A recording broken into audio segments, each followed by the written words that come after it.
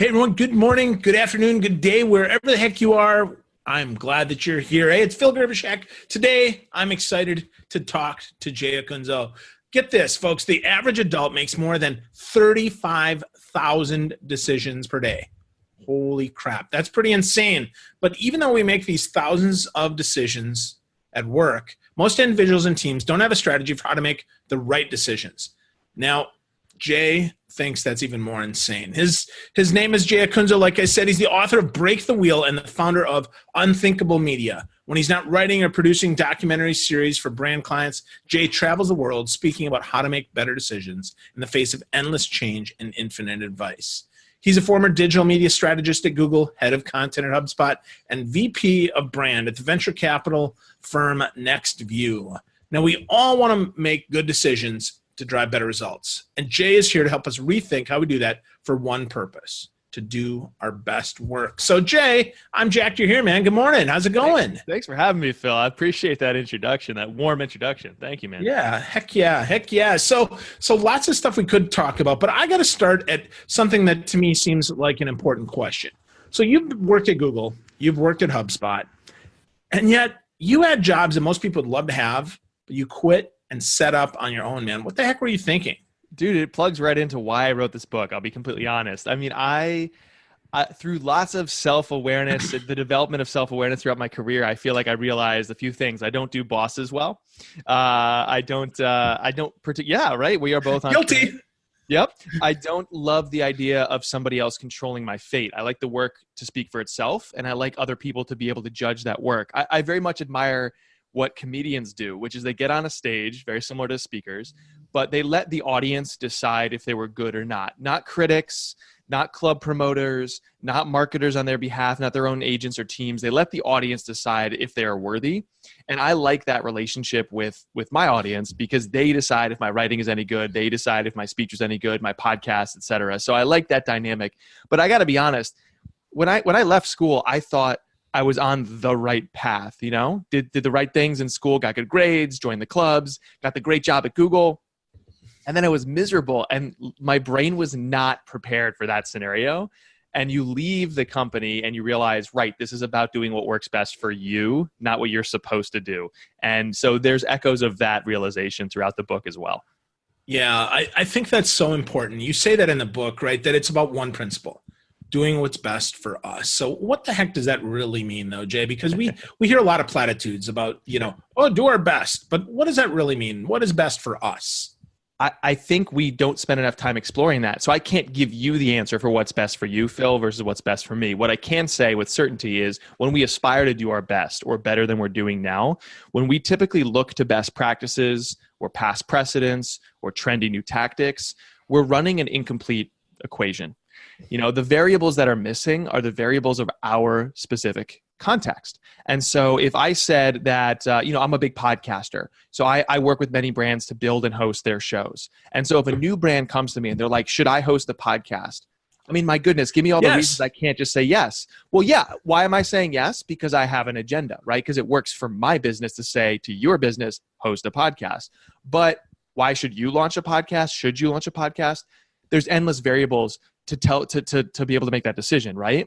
And so in the book, I distill it down to 3 core variables in your situation that you should be able to know a little bit more deeply. In other words, you need self-awareness and situational awareness. So in every work context, there's you, the person or people doing the work, which I think is the biggest variable of all. There's the customer, the audience, the person you're trying to convince or sell or serve. And there's your resources, which is your means to make the work happen. And if you start by deeply understanding those 3 things, you now set a baseline sort of like decision-making filter in your mind. It's like, okay, that is my context. I understand what I'm trying to do, what the customer wants, and my means to make it happen. And now, through that filter, I can press any advice. So if I say you should launch a podcast, well, this is what I know to be true about my audience or myself or the resources at our disposal. I don't think so. Or yes, or actually you're partway there. I should launch a show, but it should be 6-minute episodes instead of 60 minutes, whatever the case. So the core change I want people to make is to stop acting like experts who have some absolute or theoretical answer and start acting like investigators who ask really good questions of their own situation to root out better answers. And I think that's how you find out what works best for you. Yeah, I think that's a really good suggestion, right? Asking better questions always leads to better answers. If we just settle with the one, I mean, I get this all the time as I'm helping people with their sales strategy is, well, of course people should buy from us. Where's the best? Well, who cares? What does that mean? Best why? What, let's figure out our audience so we can really frame that up. So I really like that you talk about that and break the wheel. And around that, I thought it was very interesting that you started really early in the book talking about Death Wish Coffee. I mean, come on, man. This is an interesting coffee company that is not about best practices at all. They were all about the strongest and still are about strongest and darkest coffee. Right. And they clearly broke the wheel. So how is that? How did they come about that, do you think? And tell us about the fact that, right, this coffee wasn't exactly what they thought it was going to be, right, when they delivered it. So talk to me about that, please. Yeah, so this guy, Mike Brown, started a coffee shop in Saratoga Springs, New York, which is upstate New York, and he was struggling. And so he did what a lot of us do when we want to do better than now, is he looked for best practice and talked to experts, and they said a lot of things, but the most poignant, the most consistent was that he was roasting the wrong type of coffee bean. So Phil, I don't know if you know this, there's really like two types of coffee in the world today. There's Arabica, which is like 70% of the world's crop. Arabica, it's delicious, it's floral, it's artisanal. Every coffee that you typically drink at home or in a store or in a coffee shop is Arabica. Then there's something called Robusta, which is pretty bitter, pretty potent. It contains more caffeine, but it's pretty frowned upon by coffee experts. So if you fast forward to today, Mike has built this business based on this one insight and this aspiration he had. So he had an aspiration to create the world's strongest coffee, and his insight about his customers, so there's his self-awareness, and then his insight about his customers, his situational awareness, was that they were all truck drivers and construction workers and entrepreneurs, people who reached for coffee, not as you and I might do. We like the long drink. I mean, I decorate my mug. Look at that, right? We like the experience of drinking coffee. Yeah. You can find me when I'm not in my home office around lots of exposed brick in a coffee shop because I like the experience.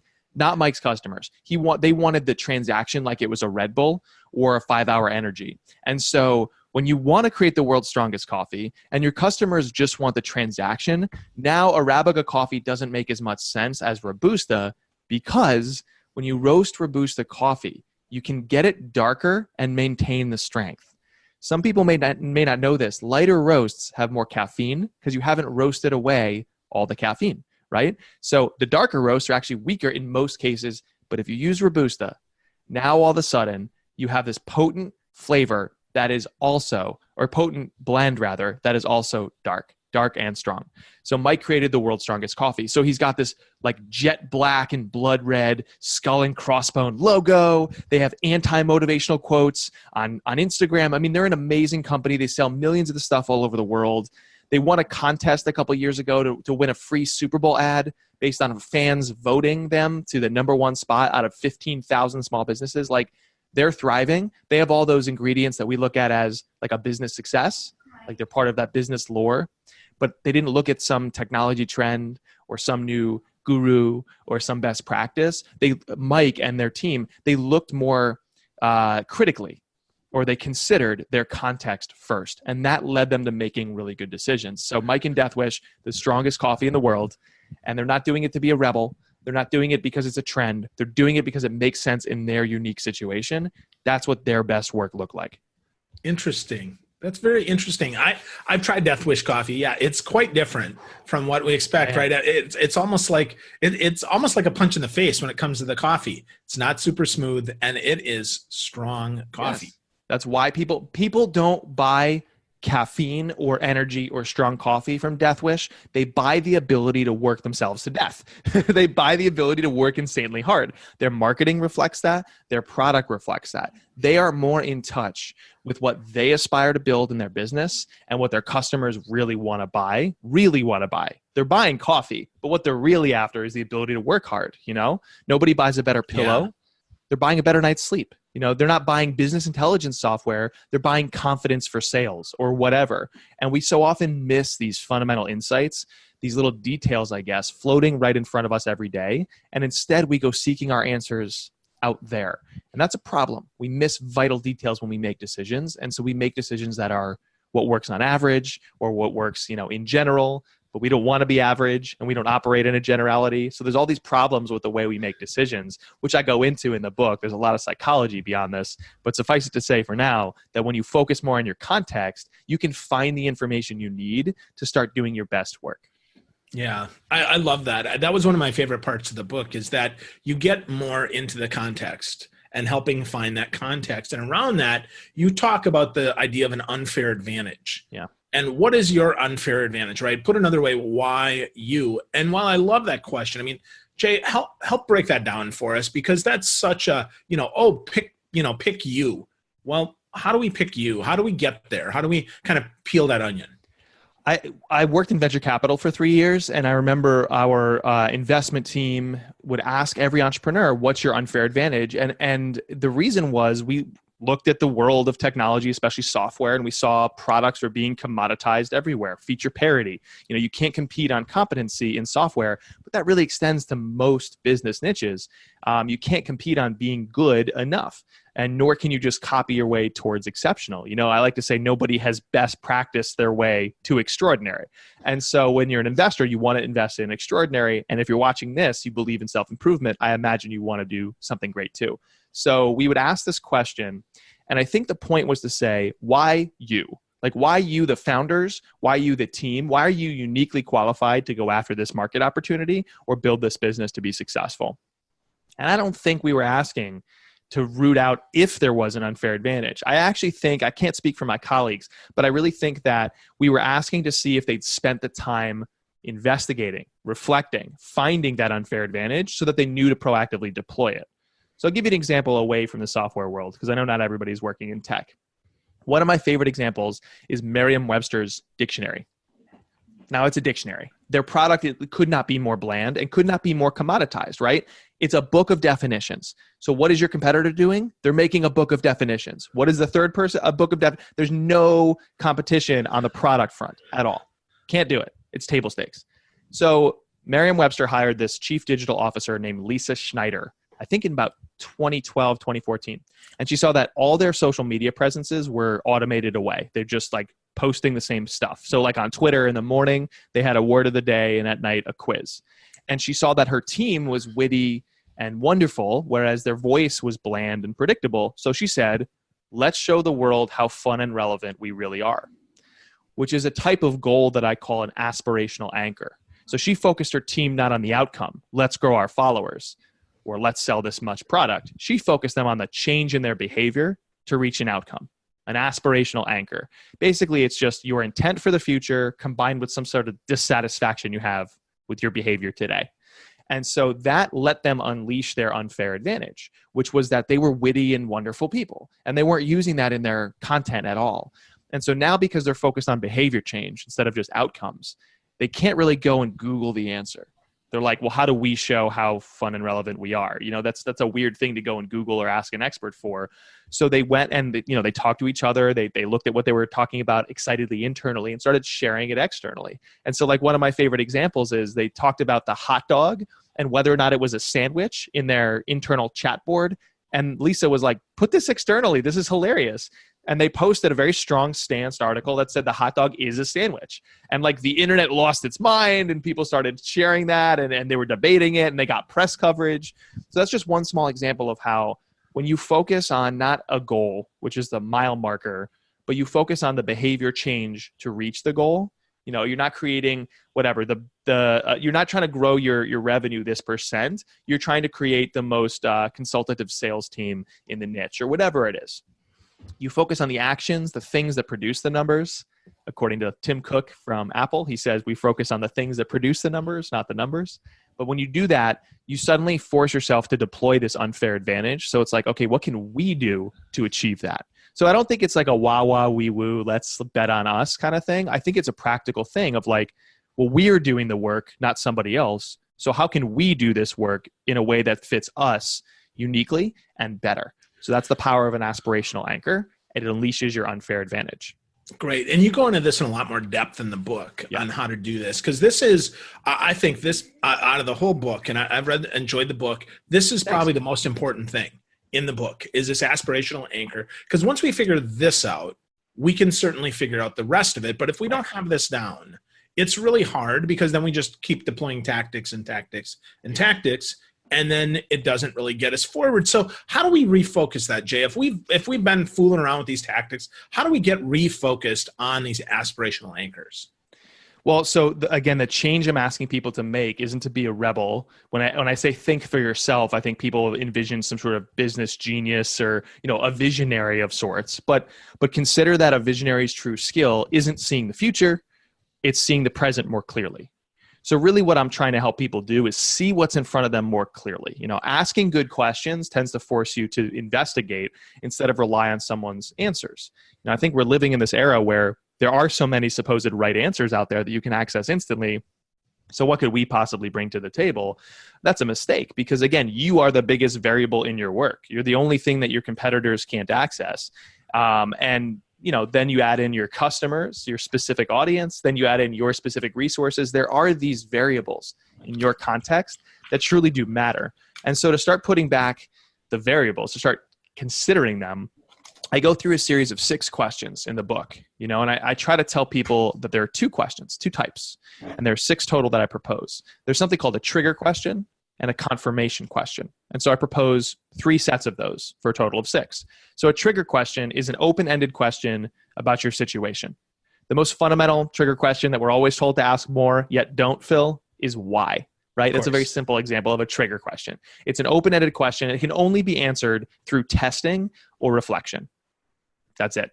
On the other hand, then you have a confirmation question. If a trigger question launches your investigation, a confirmation question ensures you've gathered evidence and you're actually heading down a path that makes sense for you. And this is especially important if your path, like Mike Brown and Death Wish, takes you away from the convention, right? You can't rely on a precedent to say that going left makes sense because everybody's going right, but you can rely on, say, your customers. You can let the customers be the guide or the audience or your peers or the results of a test. So if you ask good trigger questions and then you pair them with a confirmation question, such as like, how do we know? Or what did they say? Right? I like to look at emotional feedback from my audience as a podcaster instead of total number of downloads. And so if I wanted total downloads, I would package my show much differently and I'd look like everybody else, right? So did I get enough audience response to an episode to justify pursuing that topic next time? That's an example of a confirmation question. And so I break down the 2 types of questions. And then again, I propose 6 that we can ask. 1 pair for you and your team, 1 pair for your customers, your audience, and 1 pair for your resources. And that's kind of like how you can generate a little clarity when you make decisions. Awesome. So 6 powerful questions that we can help use to get clear. Around questions, though, Jay, you talk about the most overlooked question. So what is that most overlooked question? How does that play into breaking the wheel? I really do think it comes back to what we've been talking about, which is like, what is our unfair advantage for doing this? I think about, there's a great analogy in the world of making pizza, of all things. So when you make pizza or dough of any kind, you have something called the starter. So Phil, I don't know if you ever baked bread before, but do you know what the starter is? Yep.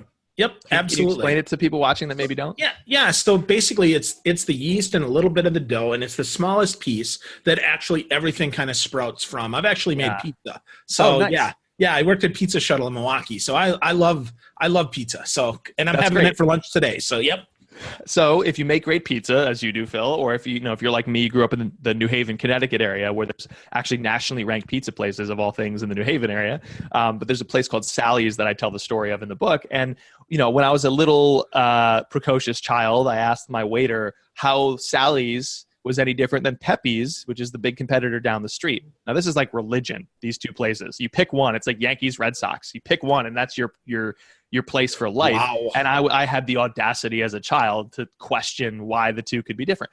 And I never forget the answer the waiter gave me. He said, well, we all have access to the same toppings. We might even make similar sauce, but the real secret is the starter, right? And the starter is so precious because you mix together that flour and yeast and water, and you can do a few things like expose it to light and heat, or let it sit over time, or some people crush some grapes and add the drops to the starter to change it. But suffice to say that a starter or no 2 starters can make the same dough. And so as a result, it's the most crucial differentiator.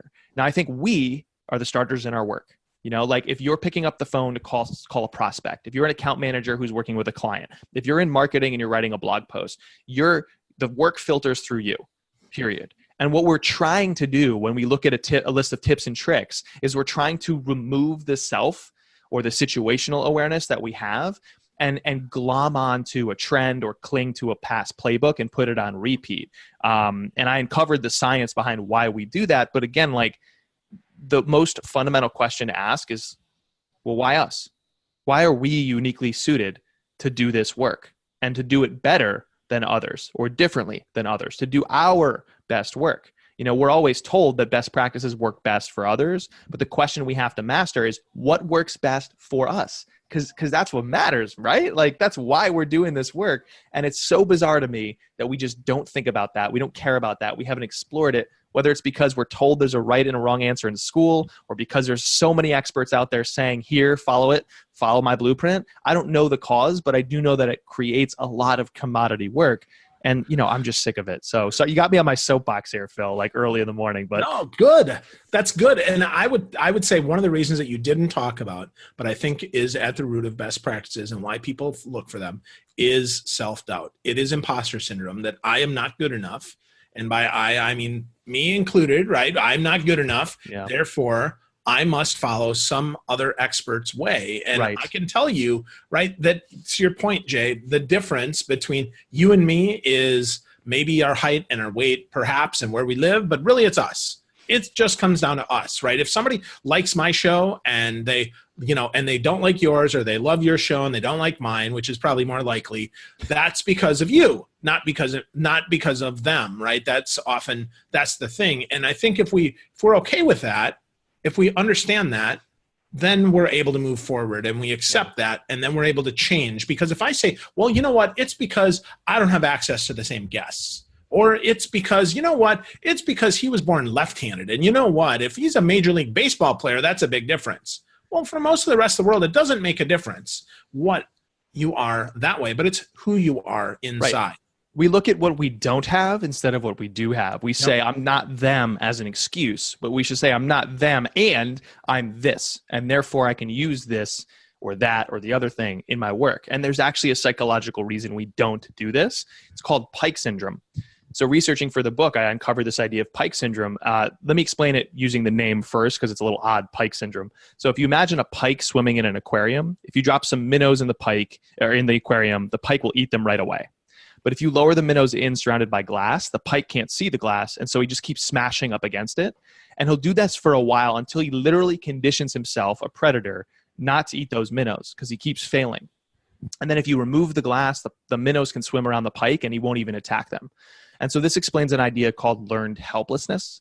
And I think we all suffer from a degree of that in our work, you know, and it comes from many sources. It could be the constant changing of the algorithms, or the constant no's from prospects, or the idea that, you know, keep pitching a boss a better idea and you get shot down. Whatever the case, when you consistently experience negative emotions or failure, you condition yourself to feel powerlessness, right? So like a student that gets bad grades a few times in a row starts concluding they're not good at that subject, or a designer that pitches a client on a big new idea and they keep getting shot down concludes that the best practice is actually the better way to go. And so Pike syndrome is a real cause of a lot of our work. When we remove that self-awareness, we remove what we think we could do or observe of the world and use when we make decisions. We get rid of that and we look at all this stuff out there and we're like, I'm going to go after that instead. But just like with the pike, we have these little tasty morsels of detail in front of us every day, not least of which is our self-awareness, right? And we can use that stuff to inform our decisions, but because of Pike syndrome, we so often don't. And I think when you start asking better questions of yourself and your context, you can focus more on that investigation and you don't even think about your Pike syndrome anymore. You start to get over it. Yeah, absolutely. Absolutely, Jay. So much good stuff we could talk about today. The final thing I want to talk about is what you call the final barrier. Talk to us a little bit about that, because it kind of, it makes a lot of sense with everything else that we've talked about today to wrap it up with that. So hit us with the final barrier and then let us know where we can get this book and connect with you more, please. Sure. I mean, so the final barrier goes back to that idea of the starter. I talked to Tim Urban, who's the writer and creator of an amazing blog called Wait But Why. If you haven't seen that, if you haven't read it, it's entertaining as hell, and it explores big, hairy concepts to be nutritious and delicious at the same time. That's quite a feat when you write. So I encourage you to check out Tim Urban and Wait But Why if you haven't. But we talked about, why is the world this way? Or why is an industry unfolding in that direction? Well, it's because of somebody, like a person or group of people did or decided in the past. And maybe the rules were set out by people just like you. They weren't set out, with very few exceptions. Like if you work in physics, even then you're questioning the rules and the laws. But, the final barrier is this internal battle against yourself. And Tim's is procrastination. So we talked at length about his battle with procrastination. But when I look at his blog and when I look at all the writing being done about why he's successful, it's one of those like overnight success stories that we always suffer through in business. And he's like, no, not really. He's like, I look at my past blog and I see that it's just as connected, even though no one read it, as my current success. And he's like, why is Wait But Why successful? Because this one guy named Tim won some battles against himself. And that so often is the barrier. I think the difference between success and failure is trying. It's not success. Like the goal should be to try. There is no mental wall. There's like a little film, a little screen that if we just pressed against it, we'd be like, oh, okay. So it's just about one motion after another. Like all a career really is constant motion forward. And if we focused on that and focused on constant improvement, all of a sudden we look back in retrospect and we're like, wow, we've come pretty far. But we have all these experts, we have all these success stories, and we're like, wow, they got there overnight and I'm slogging through the suck. That's not true. So we conclude the book with this look at that final battle, and we make it practical. We're not looking at just the inspirational side of this. We're looking at the science. We're looking at a methodology we can use to act, whether we're alone or with a team. We're looking at B2B, B2C, nonprofit. It's a wide-ranging and very practical look at how to make better decisions in your situation so you can do what works best for you, not what works for others, not what works in general for you. Awesome. Well, the book's amazing. Break the Wheel is the book. This is Jay Acunzo. Jay, if people want to connect more with you, where would you like them to go? What social media channel? If you say send them here, where would you send them? I'm most active on Twitter, but if you want to email me because you have a personal question, you don't want to share it publicly, I'm jay@unthinkablemedia.com. The book is available on Amazon. There's a lot more information on my website, so you can check me out anywhere. You can Google my name, essentially. But that's probably the easiest way to interact with me is either Twitter or email. Awesome. So it's Acunzo, Acunzo. The book is Break the Wheel. Jay, you're a delight, man. Thanks so much for spending some of your day with us. Thanks, Phil. Fantastic I really appreciate stuff. it. Thank you. Absolutely, man.